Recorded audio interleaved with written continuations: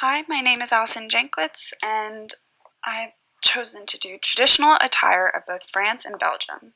Here on this slide, I have video of modern-day people dressing up in the traditional attire of both France and Belgium.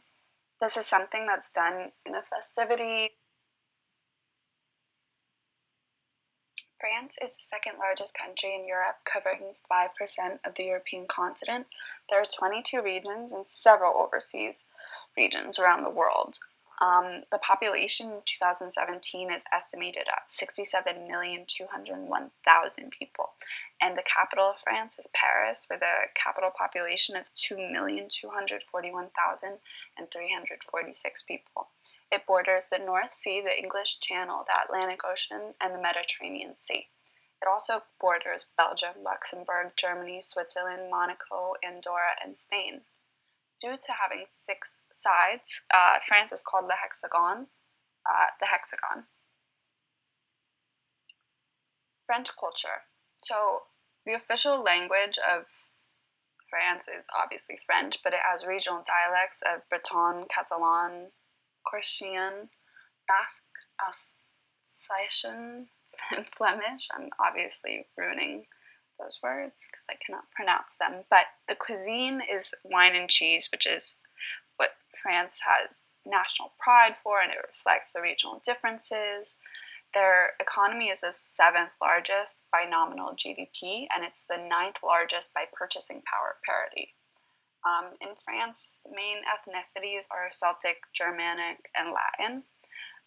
They are the world's 6th largest agricultural producer and the European Union's leading agricultural producer. So in northern France, there are wheat farms. Western France has dairy products, pork, poultry, and apple production. Central France is beef products. Southern France is fruits, vegetables, and wines. So for politics, France is a unitary, semi-presidential, representative democratic republic with strong democratic traditions. Currently, their president is Emmanuel Macron, and their prime minister is Edouard Philippe. For religion, it's about 80% Roman Catholic. Second largest religion is Islam. Then there's Protestant, Jewish, Orthodox Christians, Buddhists, and others. And there's about 15% of non-believers.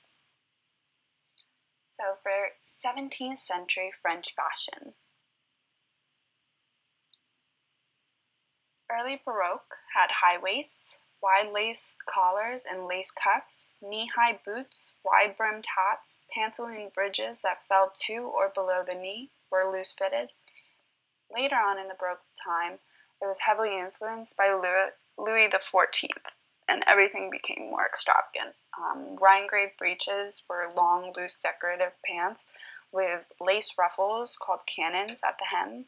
They had large collars that were replaced with long lace ruffles or jabots at the opening of the neckline, and square-toed, high-heeled shoes with rosettes that replaced boots. Before Louis XIV died, the 17th century experienced another change in men's fashion. Men's breeches became close-fitting or either tied, buttoned, or buckled at the knee with hose worn underneath. Long coats with braid-trimmed buttonholes and large folded-over sleeves, scarf-like Steinkirks, replaced the jabot at the neck.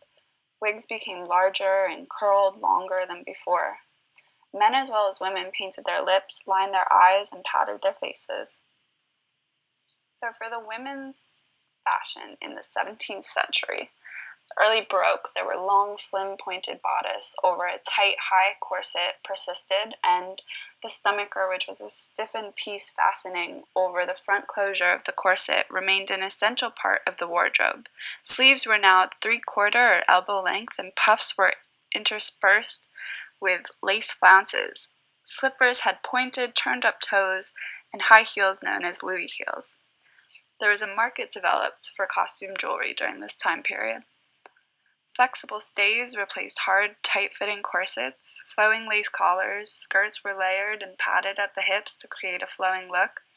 2 skirts were usually worn. The overskirt was the manteau, and that was an open at the front and usually forming a train or a bustle at the back, and an underskirt was worn as well. Decorative aprons became popular with the middle class. Plunging necklines, décolletage, accompanied wide lace collars. They had high waistlines, long pointed bodices, and stiff stomachers came back during the later half of the period. Larger sleeves gathered at the wrist or the elbow were often turned back with lace cuffs. Women wore their hair in tight curls at the forehead on both sides of the head, called heartbreakers. But throughout the era, the hairstyles became higher frontage hairstyles. Lips and cheeks were often rouged, something previously only done by courtesans. Face patches made of silk and velvet cut into small shapes became very popular. Shoes acquired pointed toes and high heels, but women's shoes were ironically much simpler than men's. In 1968, women of rank wore an underskirt of watered or glazed satin with an overskirt trailing behind and carried over their left arms. Sleeves were puffed and trimmed with lace and ribbon and scarcely covered half the arm. The bodice reached to the hips and, fitting tightly to the waist, ended in a point. The underskirt had a double border of gold and silk embroidery, while the upper one had but a single border, like the Greek and Roman tunics. Bodices were trimmings of gimp and ribbon, and a lace collarette covered the shoulders and chest. Women generally wore pearl necklaces.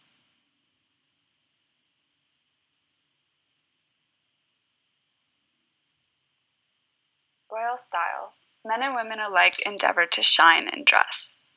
At the royal residences, says Voltaire, every lady found a complete suit of clothes in readiness for her. A princess had but to appear in some striking costume, and every lady of rank immediately endeavored to imitate, even to outshine her. The most extravagant sums were paid for dresses that were continually renewed. Scarcely had one fashion usurped the place of another, says Le Breuer, when it was succeeded by a third, which in its turn was replaced by some still newer fashion, not by any means the last. Never had the refinements of fashion been pushed so far.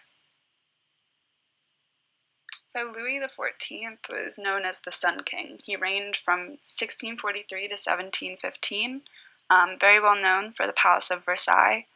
He introduced the textile trade to France by placing it under the control of the royal court, and soon became the international authority of style. He established a system of trade guilds called corporations, which designed to set standards and regulate the fashion industry. He implemented etiquette standards and called for costume changes throughout the day. He introduced one of the most noticeable features of the men's costume of this time, which was the immense wigs of curled hair. So the 18th century French fashion. 18th century men's fashion in France, the French suit, which was the justaucorps coat, the waistcoat vest, and breeches, made out of silks, velvets, and woolens. Heels of men's shoes were lowered. In 1770s, large square buckles were popular. Wigs became shorter and straighter. 18th century women's fashion in France. For the early period, it was the Watteau gown, named after the painter, a loose sack or dress worn over a tight bodice, and a very full underskirt incorporating a low circular hoop. In the 1740s, the pagoda sleeve took hold. It was tight from shoulder to elbow, where it spread into flared ruffles over cascading flounces of lace and ribbon. Mid-century, the Watteau gown had evolved into the classic robe à la Française. By 1770s, the style became the formal dress for court functions. It had 6 box pleats in the back, stitched flat across the shoulders, and fell into a train. Panniers, which were side hoops, returned with the robe à la Française. Fabric became more dainty and lightweight. The lustrous satins and damasks, lawns and damides in a variety of pastel stripes with florals. Hair was pulled back into a French twist, ending in a curled top knot. 1760s hairdos increased in height. Secondhand clothing was popular among the wealthy because most people only wore items once, so flea markets were a popular destination. The popularity of aprons brought a movement of simplicity, so cotton began to appear, which was helpful for the lower class because it was easier to afford. But it was bad for the silk weaving business because no one was wearing silk. A portrait of Marie Antoinette done by Vigée Lebrun in 1783 ignited anger because of the simplicity of her dress. Marie Antoinette's clothing was either sold or made into a dog bed or even worn by servants. A very interesting time. Hatmakers defined the look of the time. The marchands de modes gave their stylings topical names to set them up in a particular place in time. Any new accessory or trimming had a ticking clock on it from the moment it was sent out into the world. The planned obsolescence, as Chrisman Campbell calls it, gave milliners incredible power and ensured a stream of clients. Individuals would work with hat makers, dressmakers, and fabric salesmen to create one-of-a-kind items. Marchands de mode became powerful in the context of the guild system placed by Louis XIV, because while dressmakers could only trim a dress with the same fabric the dress was made of, marchands de mode could trim it with anything, but not sew a dress, at least not legally at the beginning. They provided variety and customization that made them highly sought after. Bertin was a milliner who was introduced to Marie Antoinette by the Duchess of Chartres, and from there became one of the designers in Paris. She charged a lot for her work, dressed well, and even had servants and a carriage. As someone who started out in a lower class, Bertin's accession to life among the royals was subject of controversy. 19th century French fashion. 19th century men's fashion in France. They wore suits with ruffled collars, similar to the 18th century. Knee-length breeches were worn over stockings, tailcoats that were cut high over the top of the breeches, collars turned up, and ruffled cravats being worn at the neck. The mid to late 19th century became more lavish and decadent, like the women's clothing. Wealthy men wore the same clothing, but the fit and decoration of the style changed. The skirts of waistcoats stuck out away from the man's hips with padding or bone support, and knee breeches fit very tightly against the leg. Men's shoes were usually black leather with a small heel. 19th century women's fashion in France. Early 19th century, the chemise dress was very popular. It was a high-waisted gown with a low square neckline, the short narrow bodice with a small, barely capped puff sleeve. Women would finally be able to sit in their chair without struggling because of the panniers were so wide that they weren't able to sit comfortably. The flowing muslin dresses were based upon the classic designs of the Greek and Roman dresses. This new elegant style draped the figure with a flattering high empire-style waistline. Mid to late 19th century had silk embroidered with floral patterns and half sleeves covered in layers of lace ruffles. The waist kept getting smaller and the hips got wider and the sleeves got pointier.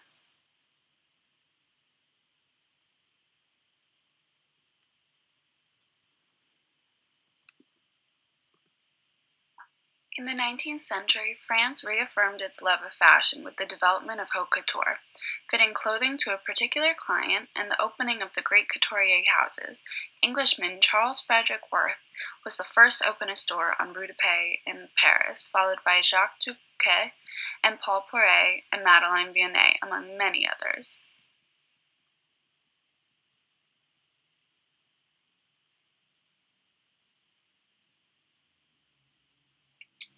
Belgium. Belgian geography. Belgium borders France, Germany, Luxembourg, and the Netherlands. It's divided into 3 regions. the Flemish region, the Walloon region, and the Brussels capital region. Provinces of Antwerp, East Flanders, Flemish Brabant, Hainaut, Liège, Limburg, Luxembourg, Namur, Walloon Brabant, and West Flanders. The capital is Brussels, and the population as of January 2018 is 11,358,357 people. Belgian culture. So there are many different languages spoken in Belgium, but 59% of Belgium speaks Dutch, 40% of Belgium speaks French, and 1% speaks German. They're very well known for their beer, chocolate, waffles, and strangely, their French fries with mayonnaise, which kind of sounds good. They are the 15th largest trading nation, with main imports of machinery and equipment, chemicals, raw diamonds, pharmaceuticals, foodstuffs, transportation equipment, and oil products, with their main exports being machinery and equipment, chemicals, finished diamonds, metals and metal products, and foodstuffs. 92% of population has Belgian citizenship, with prevalent foreign nationals of Italian, French, Dutch, Moroccan, Portuguese, Spanish, Turkish, and German. For politics, Belgium is constitutional, popular monarchy, and a federal parliamentary democracy. Philip King of the Belgians, circa 2013, and the Prime Minister is Charles Michel. The religion is mainly Roman Catholic, but they also recognize Christianity, Islam, and Judaism.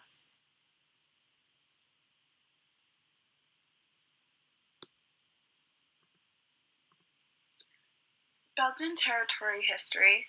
In 1773, the troops of the French Republic conquered Belgium along with the southern Netherlands and Liège, but after 1793, the Austrians reoccupied the country. In 1974, the new French military campaign put an end to the Austrian rule and annexed the land. When Napoleon came to power, Belgium became part of the French Empire. The French government forced Belgian males to fight in the Napoleonic Wars, and all political freedom was suspended. Dutch language was suppressed, and the press was barred from using it. In 1815, Napoleon was defeated at Waterloo, and that was the end of the French rule, declared its independence from the Netherlands in 1830.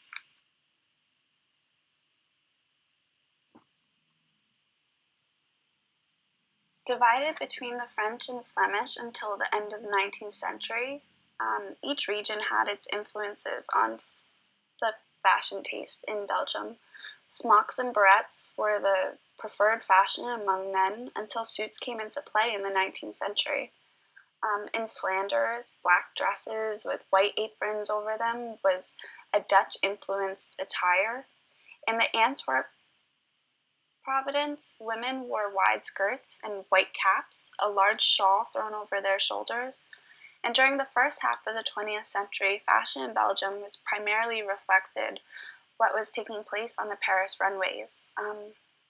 Until 1950, creativity was restricted to the realm of interpretation, which frequently amounted to all but literal copying of creations from the great French houses. So it kind of shows that Belgium really didn't have a lot of fashion influence until after the 1950s. Prior to the 1980s, there was in fact no Belgian-specific fashion. One precursor of the 1980s generation, however, was Anne Salins, an Antwerp designer who, for a short time in the 1960s, generated international furor and is an important point of reference for Belgian designers.